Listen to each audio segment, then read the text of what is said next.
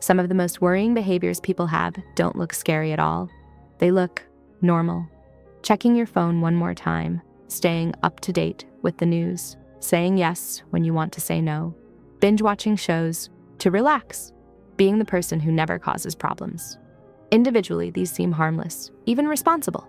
But psychologists are increasingly finding that many of these innocent habits are actually red flags for much deeper issues underneath.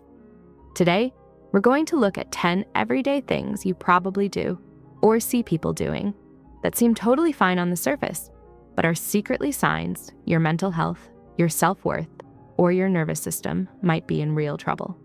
Let's start with number 10. Number 10, endlessly scrolling, just to stay informed. You lie in bed, open your phone, and start scrolling through news, posts, disasters, arguments, and hot takes. You tell yourself you're just catching up or staying informed. 20, 30, 40 minutes later, you don't feel more informed. You feel wired, angry, hopeless, and somehow still keep scrolling. This isn't just a harmless habit anymore.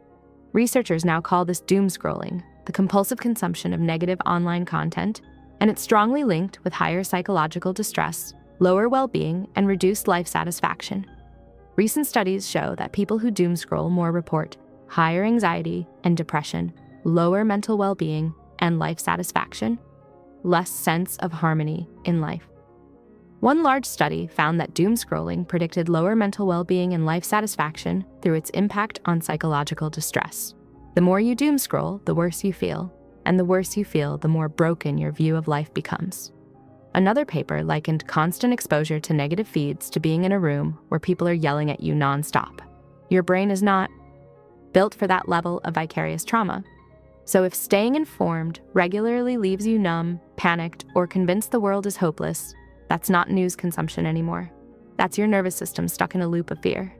The innocent flick of your thumb is secretly a symptom of something bigger, a brain trying to manage anxiety by looking for certainty in the exact place that destroys it. Number 9, being glued to your phone, like everyone else. Everyone is always on their phone. It's just how life is. That's true, to a point. Smartphones are tools, but there's a difference between using a tool and being unable to put it down. Problematic smartphone use, what many people casually call phone addiction, has been repeatedly linked to worse mental health, higher depression, anxiety, stress, and sleep problems. A large systematic review found that about 1 in 4 children and young people show patterns of smartphone use that mirror behavioral addiction, and that this pattern is consistently associated with depression, anxiety, high stress, and poor sleep. Other reviews show that excessive smartphone use in teens and young adults is linked to difficulties regulating emotions, impulsivity and poor attention, low self-esteem and shyness, changes in brain structure and cognitive control. Newer research reports that smartphone addiction increases negative emotions, especially depression, which then lowers life satisfaction. So when you reach for your phone the second you feel bored, sad, or uncomfortable, scroll late into the night even though you're exhausted, feel phantom vibrations or panic when you can't check it. That harmless habit may be your brain using constant stimulation to avoid feelings it doesn't know how to handle. The phone itself isn't the issue. It's what your relationship with it is costing you. Your focus, your sleep, your mood, and your ability to sit alone with your own mind. Number 8, saying yes when you mean no. You say yes to extra shifts. You say yes to favors when you're exhausted. You say yes to plans you don't want, just so no one's disappointed. You tell yourself you're just being nice, helpful, easygoing. But chronic people-pleasing is not a personality quirk. It's a trauma response. Therapists describe people-pleasing as a fawn response, one of the 4 classic survival reactions alongside fight, flight, and freeze. When you grow up in environments where love, attention, or safety were conditional, you learn that the fastest way to stay safe is to keep everyone else happy. So you avoid conflict at all costs, overcommit, and then quietly resent it. Look to others for permission before making decisions. Feel sick with guilt when you set even a tiny boundary. Research and clinical work show that long-term people-pleasing is associated with low self-esteem, chronic self-doubt, resentment, emotional exhaustion, and a fading sense of who you actually are. It sounds noble to always put others first, But if you never put yourself anywhere on the list, what you're really telling your brain is, my needs don't matter. I only deserve love when I'm useful. That belief is not harmless. It corrodes every relationship you have, including the one with yourself. Number 7, calling yourself low maintenance. You pride yourself on not needing much. You don't ask for help. You don't ask for favors. You downplay your birthday, your needs, your feelings. When someone asks what you want, you say, I'm easy, I'm low maintenance, whatever works. On the surface, it sounds chill. Underneath, it can be a sign of deep disconnection from your own worth. People who chronically minimize their needs often learned that expressing them leads to rejection or ridicule, being called too sensitive or too much, being ignored entirely. So eventually you stop checking what you want. You scan the room instead. What do they want? I'll be that. Over time, people-pleasing experts warn that this pattern erodes self-identity. You stop knowing what you truly feel, like, or value because you've spent years tuning into everyone else instead of yourself. Soon, even basic questions, what do you actually enjoy, feel weirdly hard. That's not being easygoing. That's being so used to disappearing that you can't tell the difference between flexibility and self-erasure.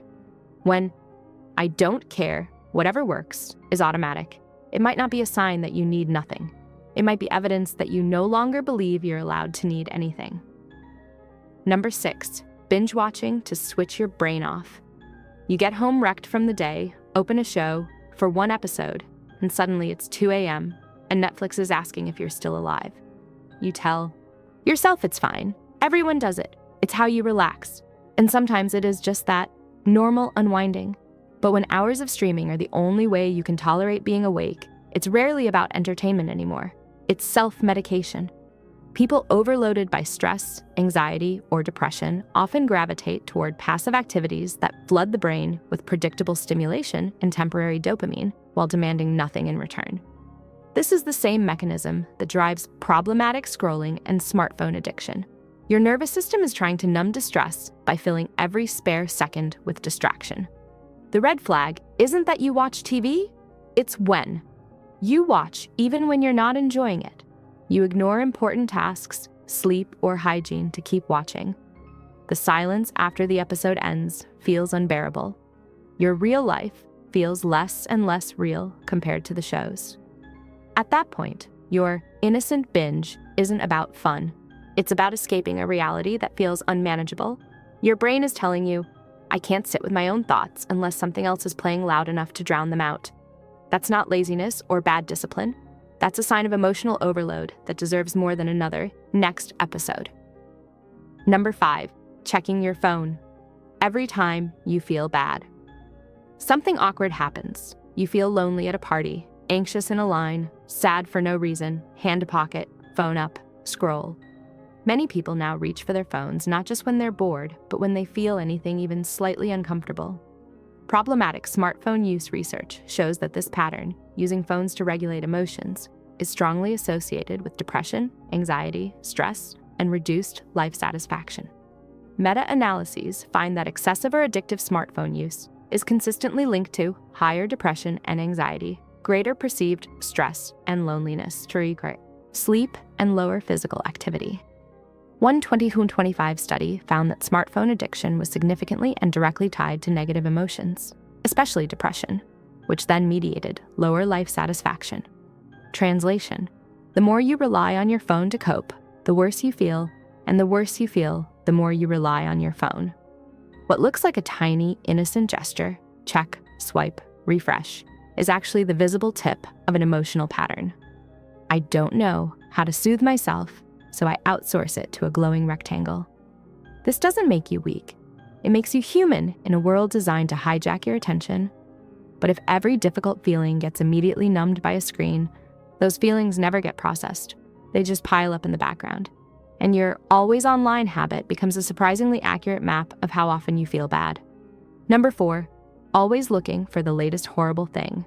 News, threads, comment sections, video, essays about how everything's broken. You don't just casually see bad news, you seek it. Every spare moment is spent hunting for the newest crisis, failure, or controversy. You might tell yourself it's about staying aware, being responsible, or not living in denial. But doom-focused information seeking is strongly tied to psychological distress and lowered well-being. Research shows that doomscrolling doesn't just happen to anxious people. It creates more anxiety, hopelessness, and distrust over time. One large study found that higher doomscrolling scores were associated with lower life satisfaction, lower mental well-being, lower sense of harmony in life, higher psychological distress.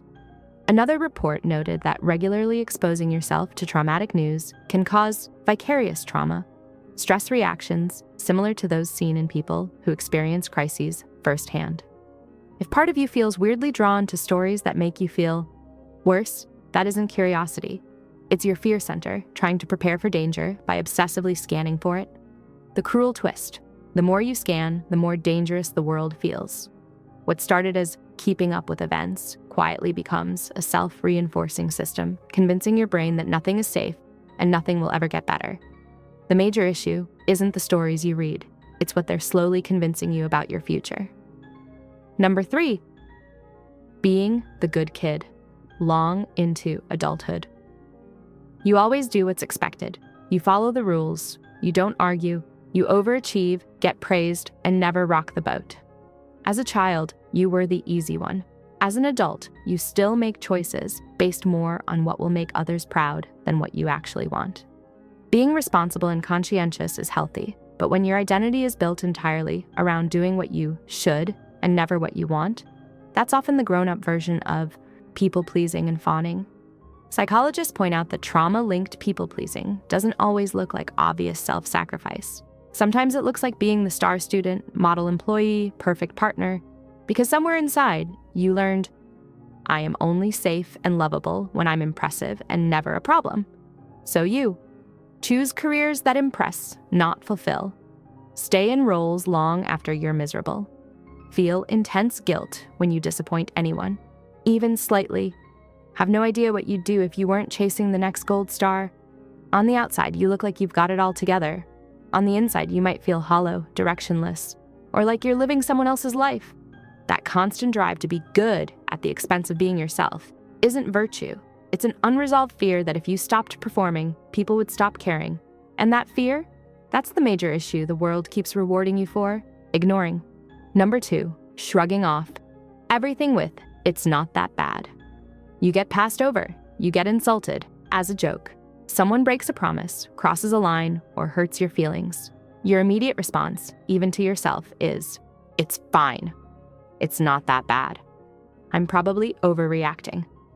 You compare yourself to people who have it worse and use their pain as proof that yours doesn't count. From the outside, you look rational and mature. From the inside, you are slowly teaching your brain that your own emotional alarm system is broken.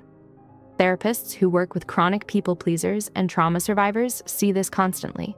They've internalized the idea that their pain is illegitimate, inconvenient, or embarrassing. So instead of letting an emotion guide them toward change, setting a boundary, leaving a bad situation, asking for help, they slam the emergency shutoff valve. It's not that bad. Other people have it. Worse. But your body doesn't use comparison charts. If something is hurting you, it's hurting you. Over time, constantly dismissing your experiences chips away at self-trust. You stop believing your own perceptions. You tolerate more and more until burnout, resentment, or breakdown finally force a change. The innocent little phrase, it's not that bad, can secretly be the sentence that keeps you stuck in situations that are, in fact, destroying you. Number 1, treating your symptoms as just how life is now. Maybe you can't remember the last time you really slept well, wake up already anxious, feel numb and disconnected most days, have frequent headaches or stomach problems, have stopped looking forward to anything, but instead of seeing this as a crisis, you shrug and say, it's just adulthood. It's just this economy. It's just how everyone feels now. A lot of people normalize feeling terrible because they assume suffering is the default setting of modern life. Meanwhile, research on smartphone overuse, doomscrolling, people-pleasing, chronic stress, and unprocessed trauma shows exactly the opposite. These patterns are damaging us, and the consequences are not just how it is. They are modifiable risk factors for anxiety, depression, and lowered life satisfaction. When half your friend group is exhausted, numb, or doom-scrolling themselves deeper into despair, it's easy to think your own symptoms don't matter. But telling yourself, "This is just life now," is sometimes the most dangerous, innocent sentence of all, because it stops you from seeking help. Feeling constantly overwhelmed, hopeless, or empty is not a personality trait. It's a nervous system waving a red flag. Conclusion: your innocent habits are speaking a language. So let's recap the innocent things. Doom scrolling, just to stay informed. Constant phone use, like everyone else. Saying yes when you mean. No calling yourself low maintenance binge watching to switch your brain off. Checking your phone every time you feel bad.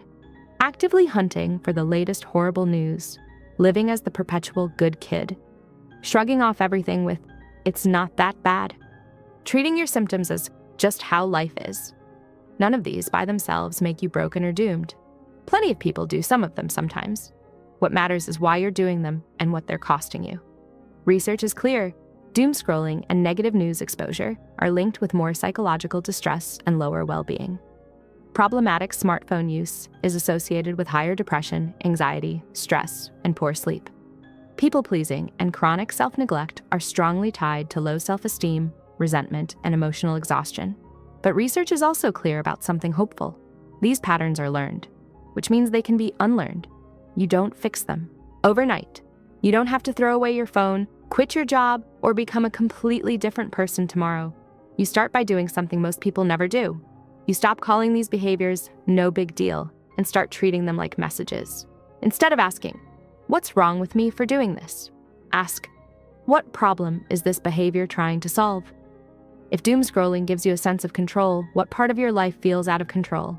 If you can't stop people pleasing, when did you learn that love depends on performance? If your phone is the only thing that calms you, what feelings come up in its absence? Those are scary questions, but the answers are where change actually starts. If this video made you realize that some of your innocent habits might be carrying not-so-innocent consequences, hit like, subscribe for more deep dives into the hidden psychology of everyday behavior, and tell me in the comments which habit felt the most normal to you, and what do you think it's really doing for you behind the scenes?